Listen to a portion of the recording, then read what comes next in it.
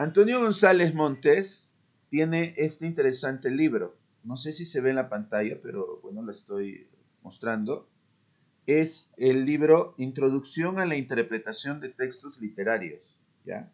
Introducción a la interpretación de textos literarios, que salió en la editorial universitaria de la Universidad Ricardo Palma. Interesante trabajo de Antonio González Montes. Bueno, él nos da una propuesta sobre el poema La Última Cena de José Watanabe. Su propuesta está inspirada, por lo que yo he podido apreciar, en los aportes metodológicos del estructuralismo, ¿no? Básicamente. Y entonces lo que a continuación voy a mostrar es la propuesta de González Montes desde la perspectiva estructuralista y de seguro algunos de los aspectos que él considera en su análisis les van a servir para que ustedes los puedan incorporar en la propuesta de análisis que me están realizando, pero bajo la óptica del modelo hermenéutico de Paul Ricoeur. Entonces, preste mucha atención porque lo que voy a mencionar le va a servir para incorporarlo en el trabajo. Bien, cuando nosotros hablamos de la última cena, no solamente nos estamos refiriendo al acontecimiento bíblico. Bueno, la última cena es un acontecimiento icónico. Todos recordamos la famosa pintura, por ejemplo, de Leonardo da Vinci. Por tanto, el tema de la última cena ha dejado solo de ser o de estar en el plano religioso para convertirse en un motivo artístico. Bueno, eso quería iniciar mencionando. El método que nos propone González Montes lo divide él en 6 partes. La primera se llama lectura atenta, la segunda se conoce como la localización, la tercera es la determinación del tema, la cuarta es determinación de la estructura, la quinta es el análisis de la forma partiendo del tema y la sexta es valoración crítica. Entonces él establece 6 fases para este método. Como tú puedes darte cuenta, el método que nos propone es básicamente inmanente, ¿no? Porque toma como referencia fundamental al texto mismo. Bueno, el poema de José Watanabe, La Última Cena, se lee así. Yo dispuse sobre la larga mesa de los alimentos de la Pascua. Soy vieja y sé quién está coronado por la muerte. Era él. No me atrevía a consolarlo, porque mirando por la puerta la triste noche de Jerusalén, empezó a destazar para sus discípulos el gran pan, como si fuera un animal de trigo. Abandoné discretamente el comedor cuando él decía, y cada pedazo de pan que reciben soy yo. Uno de los 12 preguntó, ¿estás empezando una parábola, maestro? Afuera pensé, qué poco avisados son sus discípulos, que no ven que el hombre está coronado por la muerte, y que pan o carne es lo mismo. Cuando se marcharon, mi vecina me acusó de exagerada e imaginera. Él siempre habla con símbolos, me dijo. Pero en el comedor vacío, entre las migajas y el vino, percibí el límpido olor de una herida. Muy bien. El poema de Watanabe presenta, como ya ustedes lo han podido apreciar, un total de 20 versos. 20 versos contados desde el primero hasta el final, ¿ya? Correcto. ¿Qué es lo que González Montes descubre con relación a este poema en su lectura inicial? Bueno, ya sabemos a qué se está haciendo referencia.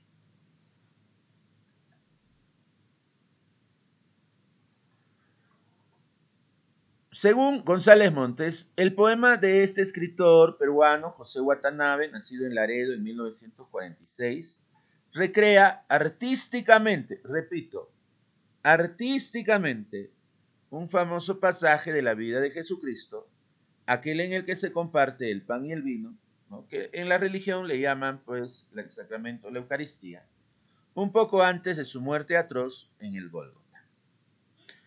Por favor, no sé qué estudiante me estaba mencionando ayer, profesor, pero lo que dice Watanabe no corresponde a lo que dice la Biblia. A ver, repito. Lo que dice Watanabe es artístico. ¿Ya? Artístico. Es como si me dijeran que lo que hizo Leonardo da Vinci en la última cena debe corresponder exactamente a lo que dice la Biblia. ¿No? Entonces, no confundan. Aquí yo no estoy enseñando religión, ni Watanabe es un sacerdote, ni mucho menos teólogo, es un poeta. Ya. Luego, González Montes se concentra en el tema léxico-semántico del texto. O sea, a primera vista, lo que uno se da cuenta del texto es que destaca sobre la claridad y la precisión. Es decir, es muy claro, no es nada difícil entender lo que está diciendo la voz poética ahí. Es sencillo, pero a la vez es preciso en el empleo de las palabras. Y según González Montes, se está empleando, por el uso de las palabras, el nivel estándar culto de la lengua española. En el verso 3, ¿no? En el verso 3 del poema, que todos recordamos que el verso 3 del poema dice con claridad, y ahí lo voy a leer: soy vieja y sé quién está coronado por la muerte.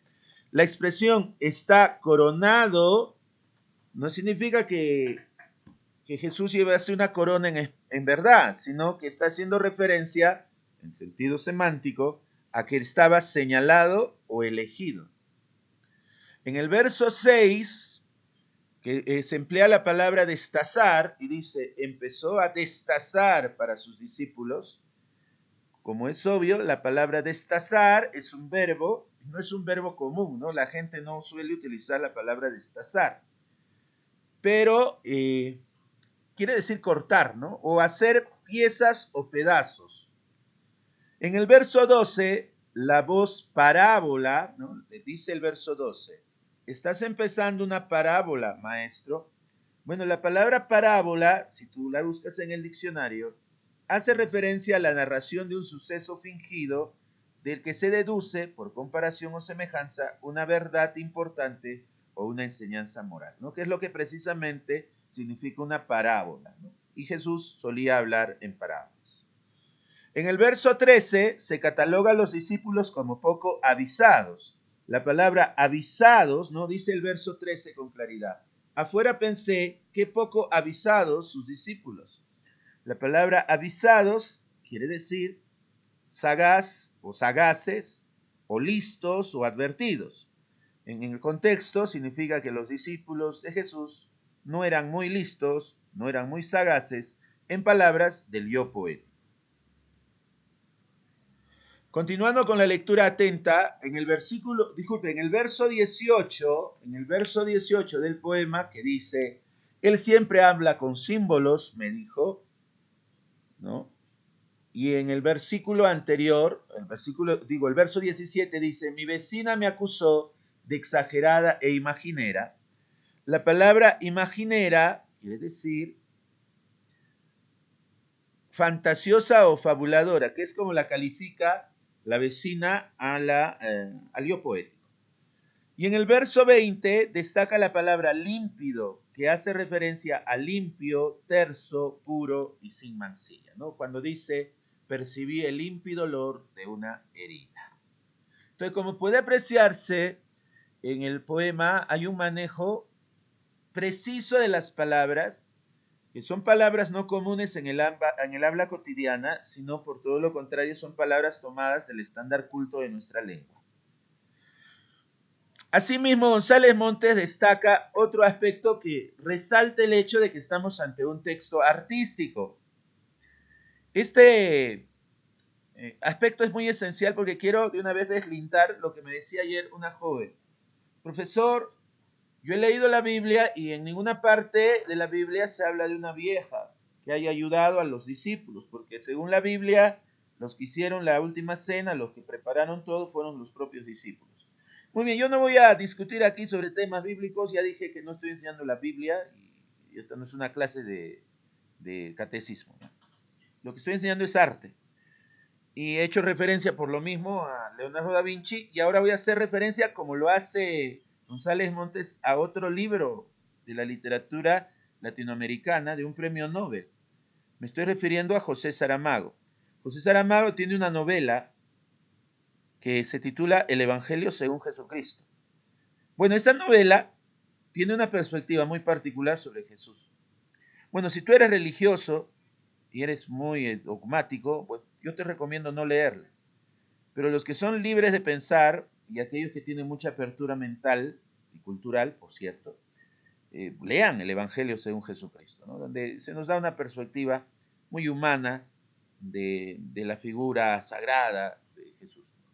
Entonces, en el arte, pues sí hay libertad para tratar estos temas, ¿ya? Entonces, si tú ves que aquí en este poema se crea un personaje, recuerda que estamos ante una ficción y precisamente la literatura crea sobre la base de la ficción y la inventiva. Bueno, en todo caso, González Montes, haya una intertextualidad en esta parte del análisis. Después de la lectura atenta, viene la segunda fase de su modelo, que es la localización, el modelo que nos propone en el libro Introducción a la interpretación de textos literarios.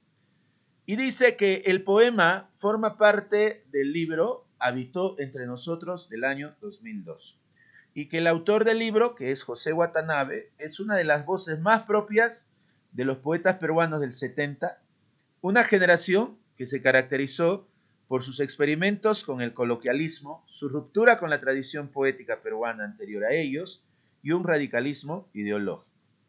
Algunos críticos dirán, por cierto, que aunque Watanabe pertenece a esa generación, se distingue de ese grupo porque los miembros de ese grupo eran muy politizados, ¿no? Y Watanabe como que no lo es tanto, ¿no?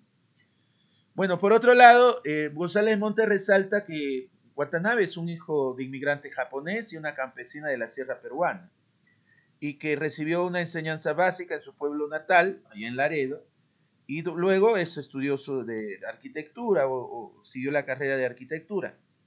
Pero luego abandona esa carrera para dedicarse con afán a la literatura. Su primera publicación se llamó Álbum de Familia, que se publica en 1971 y con el cual obtiene el premio El Poeta Joven del Perú. Luego, El Uso de la Palabra en el año 89. Con El Uso de la Palabra se consagra como uno de los poetas más importantes de nuestra época contemporánea. Sus obras están contenidas en un libro que se titula Cosas del Cuerpo.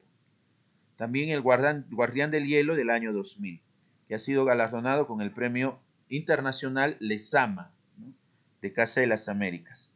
Tiene otros textos como Elogio del Refrenamiento, La Piedra Alada, que es un fabuloso poemario, por cierto, y que recomiendo. También Banderas detrás de la nieve.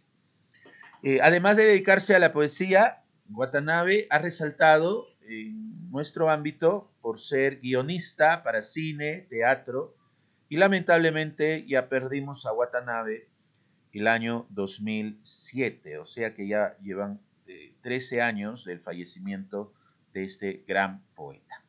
Muy bien, entonces hemos localizado al poema, que es La Última Cena, en el conjunto de la obra de Watanabe y podemos darnos cuenta que corresponde al año 2002 en el libro Habitó entre nosotros. Aquí tenemos la imagen de José Watanabe, poeta peruano, trujillano él, y podemos ver, liberteño, disculpen, él, y vemos ahí el texto Habitó entre nosotros. Seguimos con la localización. Sobre el poemario Habitó entre nosotros, podríamos decir que este poemario fue recibido por la crítica de manera elogiosa y es uno de los textos en los que se trata de un tema religioso, claro, sin desacralizar, sin ir contra el dogma, pero dándonos una visión particular, una visión artística del tema. El título del libro Habitó entre nosotros proviene de una referencia al Evangelio según Juan, ¿no? En el capítulo 1 del Evangelio se dice, ¿no? El verbo se hizo carne y habitó entre nosotros. La última parte de esta referencia bíblica es tomada por Watanabe para colocarla como título de su libro, ¿no? Habitó entre nosotros. Watanabe dio una entrevista sobre lo que significó el libro Habitó entre nosotros. Y dentro de las muchas cosas que dijo, literalmente citamos lo que menciona en la entrevista. El problema no era hacer un poemario religioso ni teológico, sino escribir poesía con la figura y las circunstancias que vivió Cristo, y que tampoco se debió a un problema de fe que yo hubiera tenido. No, lo que sucede es que un día me puse a leer la Biblia y me provocó escribir algunos temas con algunos pasajes. En realidad, el poemario empezó viendo cuadros bíblicos que tenían que ver con la vida de Cristo. A mí me gusta mucho la pintura y después me di cuenta que tenía algunos poemas. Entonces, resalto, Watanabe quiso escribir un libro religioso que se iba a leer antes de la primera comunión en tu preparación. No, él dijo que no quiso escribir un texto religioso. Entonces, ¿qué tipo de texto es? Es un texto fundado en la intertextualidad, por lo dicho por Watanabe. ¿En qué se ha fundado? En la Biblia. La Biblia también es un libro literario. Entonces, él fue a la Biblia, pero desde la perspectiva literaria leyó algunos pasajes, se le ocurrió escribir poemas. ¿Qué más le sirvió para escribir los poemas? En sus palabras, la visión de pinturas. Y hay una gran cantidad de pinturas inspiradas en motivos religiosos. Una de esas pinturas es indudablemente la más conocida, la de Leonardo da Vinci, de la Última Cena. El libro contiene 23 poemas que siguen una secuencia cronológica con relación a la vida de Jesús. La Última Cena es el poema número 15 y se caracteriza por la presentación de ideas premonitorias respecto a la pasión y muerte de Jesús. Ahora, por lo tanto, Watanabe no es el primero ni el último que ha escrito sobre temas religiosos desde una perspectiva literaria. Él se une a una larga tradición de autores que así lo han hecho, religiosos o no religiosos, porque el tema, más que ser religioso, es un tema literario.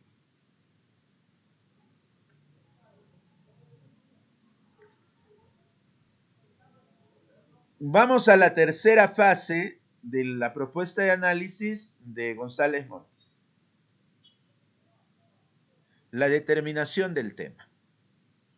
Para González Montes, el tema es una suerte de hipótesis que engloba la totalidad significativa del texto. Él como tema nos propone el testimonio de una mujer que estuvo presente en esa circunstancia y que tuvo presente en esa circunstancia, ahí me he equivocado, voy a corregir, he reiterado ahí innecesariamente, creo que ya ha sido un error. ¿Ya? Esto está de más.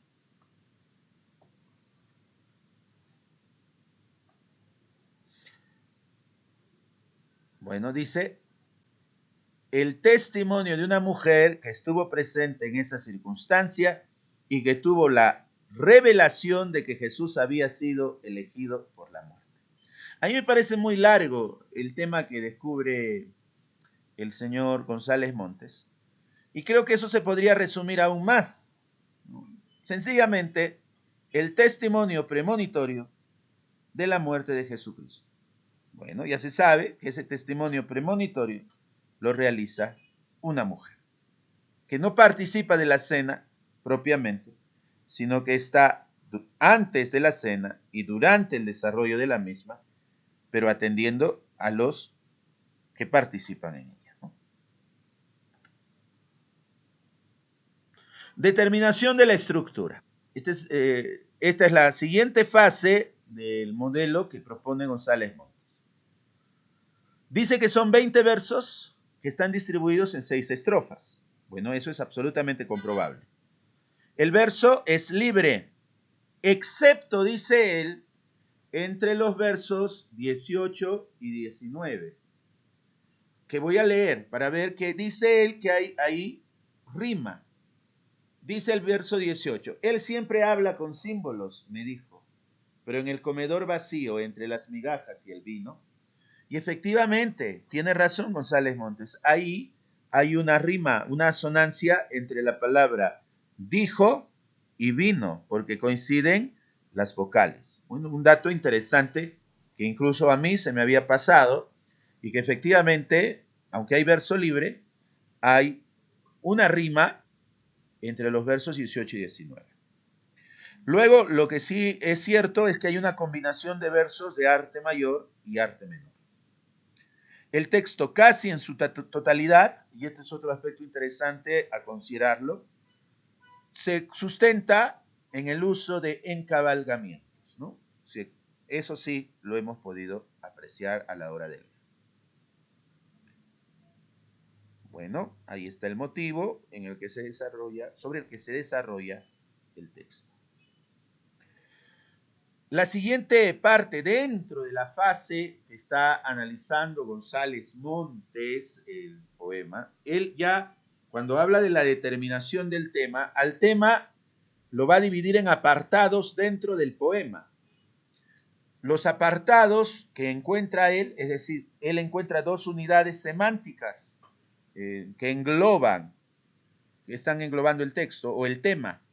En este caso, él encuentra que el primer apartado se da desde el verso 1 al verso 12, y él le pone la denominación a este apartado en el comedor pascual. Luego encuentra un segundo apartado, una segunda parte del poema, que él lo divide del verso 13 al verso 20. Y él denomina a ese segundo apartado fuera del comedor pascual. Así pues, en el modelo o en la propuesta de análisis de González Montes, él, por motivos de análisis, divide el poema en dos partes. La primera en el pascual o en el comedor pascual y en la segunda fuera del comedor pascual. Análisis de la forma partiendo del tema. El primer apartado, denominado en el comedor pascual. Él encuentra una primera unidad funcional entre los versos 1 y 2. La primera unidad funcional del poema que se halla dentro del apartado del comedor pascual es: yo dispuse sobre la larga mesa los alimentos de la Pascua. Con estos dos primeros versos se instaura, dice, la voz poética que evocará la situación ficcionalizada. Y además, estos dos primeros versos cumplen la función de ubicarnos temporal y referencialmente. ¿Por qué? Nos dice, yo dispuse. Entonces, está hablando una voz poética que participó en los preparativos de una cena, que es una cena pascual. Entonces, nos ha ubicado en el tiempo al hacer referencia a la cena pascual. Y luego nos ubica también con referencia a un elemento específico de esa cena pascual, que es la larga mesa de los alimentos.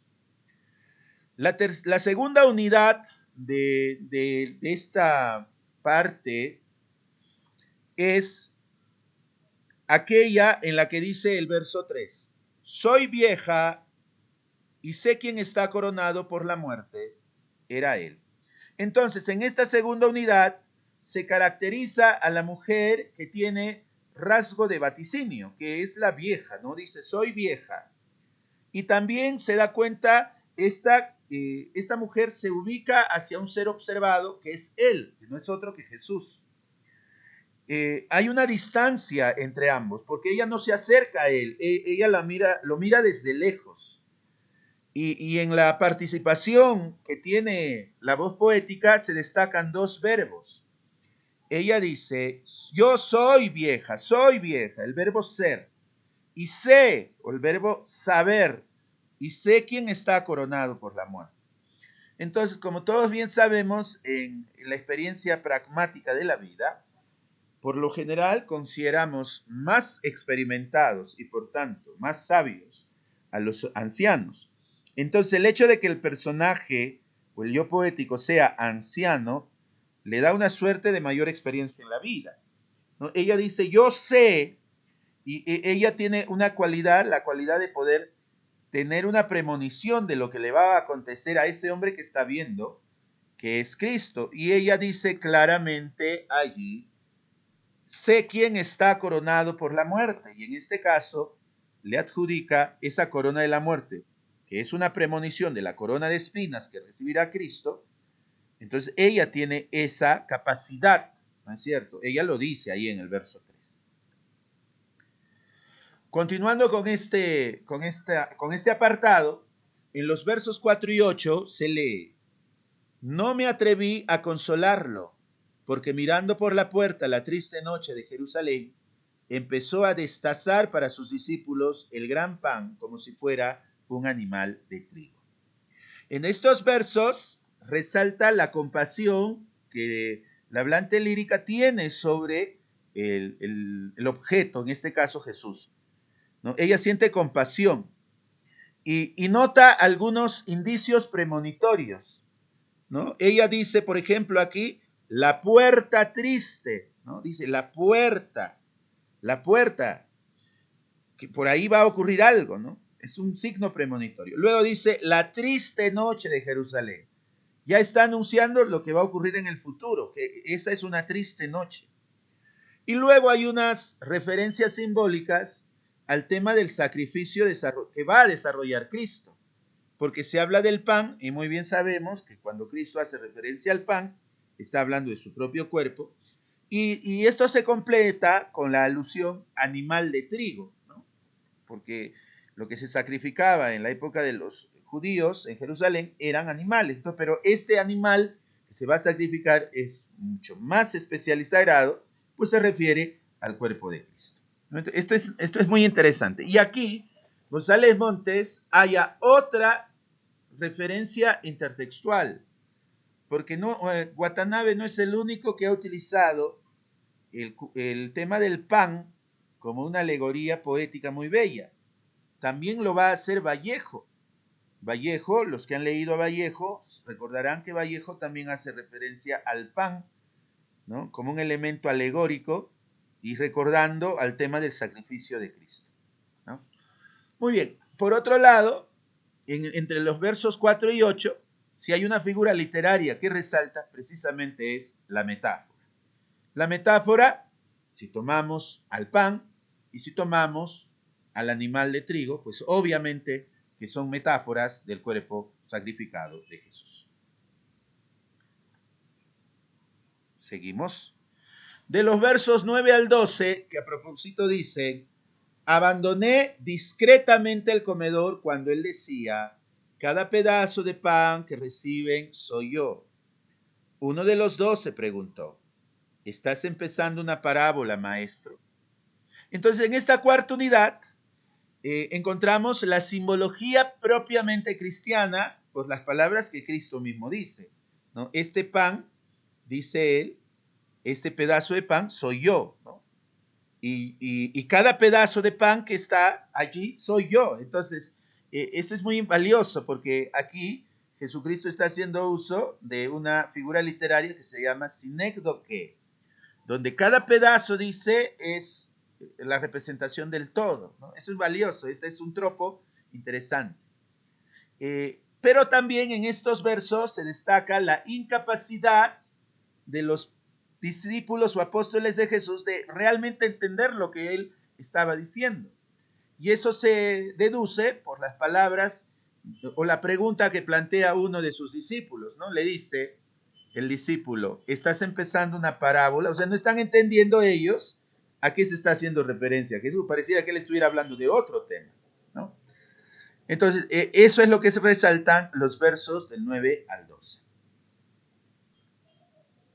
Y ahí termina el primer apartado, que se denominaba, como ya recuerdan ustedes, el primer apartado, en la cena pascual, ¿no? En el comedor, la cena pascual. Y luego viene el segundo apartado descubierto por González Montes, que es fuera del comedor pascual. De los versos del 13 al 15, que dice, a propósito, los versos del 13 al 15. Afuera pensé, qué poco avisados sus discípulos, que no ven que el hombre está coronado por la muerte, y que pan o carne es lo mismo. Entonces, en esta primera unidad del segundo apartado, la mujer señala de modo inferencial lo que ella ha entendido en las palabras de Jesús. O sea que ella, a diferencia de sus apóstoles, sí comprendió a qué se refería Jesús. Y a ella no solamente le bastó verlo, sino que también escucharlo y termina corroborando su sospecha. Entonces realiza una suerte de comparación entre los discípulos y ella. Ellos son incapaces de entender la inminencia de la muerte de su maestro. Ella se muestra más perspicaz, o sea, ella descubrió algo que los otros no se dieron cuenta. Ella dice, pan o carne es lo mismo. Entonces ella puede distinguir a ese ser que va a morir. Ella lo ve como un hombre, ¿no? Un hombre marcado por la muerte, por lo que ella puede inferir.